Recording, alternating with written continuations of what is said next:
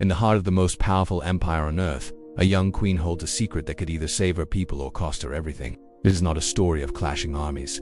It is the story of a silent war, a battle of wits waged from inside the gilded corridors of a palace.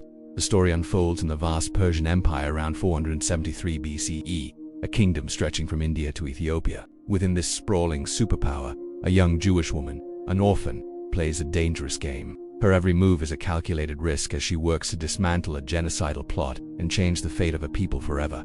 Imagine a law that cannot be undone, a death sentence, signed by an absolute monarch and delivered to every corner of a massive empire. There is no appeal. The date is set. Now, imagine the only person who can stop it is a queen who must break the law to even speak to the king and act punishable by immediate death. This was the impossible reality facing Queen Esther, a woman whose identity was her most guarded secret and whose courage would become the last hope for millions. Our story begins in the citadel of Susa, the winter capital of the Persian Empire, ruled by King Ahasuerus. Known to history as Xerxes I, he reigned over a domain so vast it was the world's first true superpower. The king's word was not just law, it was reality. His moods could shift the fortunes of nations. The stage for our drama is set by an act of defiance. The king, in the third year of his reign, throws a lavish 180-day festival to show off the wealth and might of his empire. On the final day, flushed with wine, Ahasuerus summons his wife, Queen Vashti, demanding she appear before his guests wearing her royal crown so he could show off her beauty. But Vashti refuses. The biblical text does not give her reasons, but her refusal is an unprecedented act of defiance in a world where a woman, even a queen, was often considered property. The king's public humiliation turns to fury. His advisors, fearing Vashti's insubordination might inspire other women to disrespect their husbands, counsel a swift response.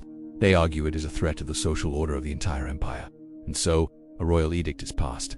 Queen Vashti is banished forever. Her crown will be given to another.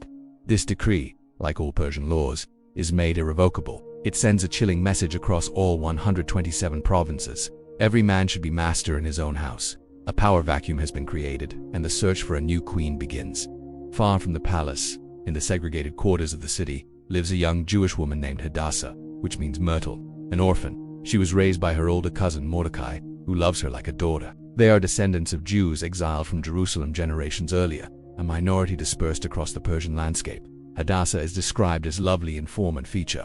Her beauty is remarkable, but her life is simple. But the king's decree to find a new queen is about to shatter their quiet existence and pull Hadassah from obscurity into the perilous heart of the Persian court. The gears of fate have begun to turn. The king's search for a new queen is less a romance and more a state-sponsored collection. Messengers are sent to gather beautiful young virgins and bring them to the harem in Susa. These women would undergo a year of cosmetic treatments before being presented to the king. One would be chosen as queen. The rest would remain in the harem for life, never to see their families again. Amidst this sweep, Hadassah is taken. At this critical moment, Mordecai gives her a command that will become the cornerstone of her survival. Do not reveal your people or your kindred. And so Hadassah, the Jewish orphan, ceases to exist. In her place is Esther, a new name of Persian origin, possibly meaning star. This is the dawning of a mask. Esther enters the palace, a place of deadly rivalries, with her identity concealed. This silence isn't born of fear, but of strategy. Mordecai, a minor official at the king's gate, understands the precarious position of the Jewish people. Having a Jew as queen could be a great advantage, but it could also place a target on her back. In the harem, under the care of the eunuch in charge, Esther's character shines. The text says she won his favor. He gives her special food, beauty treatments, and 7 chosen maids. She is patient, observant, and obedient, learning the ways of the court while holding her secret close. After a year of preparation, it's her turn to go to the king. Unlike the other women, Esther requests nothing extra to adorn herself. Her humility and natural beauty set her apart. The king sees her, and his choice is immediate. The Bible says, the king loved Esther more than all the other women, so he set the royal crown upon her head and made her queen. She has won the ultimate prize, but her new home is a gilded cage. She is surrounded by luxury but is more isolated than ever. Every day is a performance. From his post at the king's gate, Mordecai keeps watch, a silent guardian waiting for the moment his star would be called upon to shine. While Esther settles into her new role, a dark shadow begins to lengthen. A man named Haman the Agagite is promoted by the king, becoming the second most powerful man in the empire. To understand the conflict to come, we have to understand who Haman is. The title Agagite connects him to Agag, the king of the Amalekites, an ancient and bitter enemy of the Jewish people. For Mordecai, Haman isn't just a political figure, he's the embodiment of a generational hatred. The king commands that all royal servants at the gate must bow to Haman. Everyone complies. Everyone, that is, except Mordecai. Day after day, as Haman passes, Mordecai remains standing. His refusal isn't personal. It's a matter of religious principle. To a devout Jew, bowing in such a manner to a man, especially an enemy of God's people, borders on idolatry. He will bow to God, and God alone. When Haman learns Mordecai is a Jew, his anger metastasizes in his arrogant mind. Mordecai's defiance is a reflection of the entire Jewish people, a stubborn, disloyal nation within the empire's borders. Haman's wounded pride demands more than just one man's punishment. He needs to annihilate an entire people to feel vindicated. The stage is now set for a confrontation between the quiet integrity of one man and the raging ambition of another.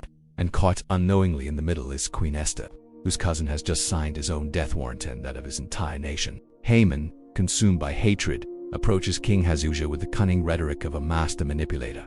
He doesn't mention Mordecai. Instead, he speaks of a certain people scattered across the kingdom whose laws are different and who don't keep the king's laws, framing them as a threat to the empire. It's the age-old language of persecution. Paint a minority as different, disloyal, and dangerous. Then, Haman makes an offer the king can't refuse. He promises to pay 10,000 talents of silver and astronomical sum into the king's treasuries, essentially offering to fund the genocide himself. The king, perhaps bored or tempted by the bribe, agrees without question. He takes his signet ring, the symbol of his absolute authority, and gives it to Haman. The money and the people are given to you, the king declares, to do with them as seems good to you. To determine the date for the extermination, Haman casts the lot. The lot falls on the 13th day of the 12th month, Adar, nearly a year away. A decree is written, commanding officials in all 127 provinces to destroy, to kill, and to annihilate all the Jews, both young and old, little children and women, in one day, and to plunder their possessions. The decree is sealed with a king's ring and sent by swift couriers. The scene that follows is chilling. The text says, the king and Haman sat down to drink, but the city of Susa was in confusion. While the architects of this genocide, it's just business, worthy of a celebratory drink. But outside the palace, as the news spreads, terror and grief wash over the Jewish communities. The law is irreversible. The date is set. There is no hope. When Mordecai learns of the decree, he tears his clothes, puts on sackcloth and ashes, and wails bitterly at the king's gate. His grief is mirrored in every province as the news arrives. Esther, insulated within the palace, is unaware. Hearing of Mordecai's behavior, she's distressed and sends an aide to find out what's wrong. Through this intermediary, Mordecai reveals everything. He gives the aide a copy of the decree and gives Esther a charge. Go in to the king and plead before him for her people. Esther's first response is pure fear. She sends a message back, reminding Mordecai of the law. Anyone who approaches the king uninvited faces death, unless the king holds out the golden scepter. Then she adds a devastating detail, and I myself have not been called to come in to the king for 30 days. The king's affections are fickle. To approach him now would be suicide. This is the central crisis. Esther is caught between a law that will kill her if she speaks and a decree that will kill her people if she stays silent. Mordecai's response is a powerful challenge. Do not think in your heart that you will escape in the king's palace any more than all the other Jews. He shatters her illusion of safety. The palace walls won't protect her. Then comes the line that echoes through history. For if you remain completely silent at this time, relief and deliverance will arise for the Jews from another place, but you and your father's house will perish. And who knows whether you have not come to the kingdom for such a time as this. This is the moment everything changes. Mordecai lays out the choice, her safety versus her people's destiny. He forces her to confront her own role in their salvation. All her life has been leading to this single, terrifying moment. Esther's reply marks her transformation from a passive girl to a decisive leader. The fear is still there, but now it's overshadowed by resolve. Go gather all the Jews who are present in Susa and fast for me, she tells Mordecai. She's mobilizing her people for a spiritual battle.